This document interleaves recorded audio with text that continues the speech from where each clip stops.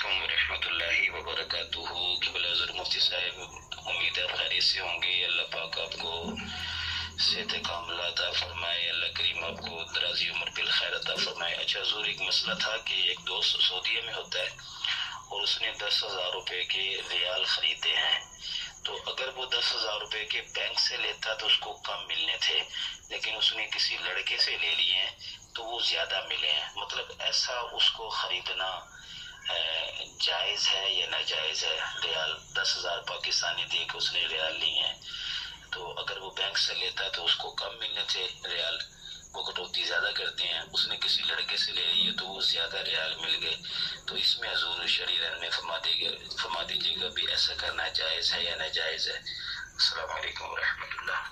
वालेकुम अस्सलाम रहमतुल्लाहि व बरकातुहू।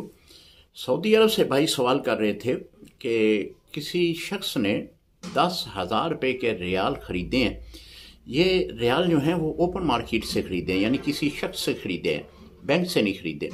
बैंक से ख़रीदते तो वो कम देते, लेकिन उसने किसी से ख़रीदे हैं तो वो ज़्यादा मिल गए हैं। क्या ऐसा ख़रीदना ये शरन जायज़ है? बिल्कुल जायज़ है। किसी मुल्क की करेंसी आप दोनों तरीके से ख़रीद सकते हैं।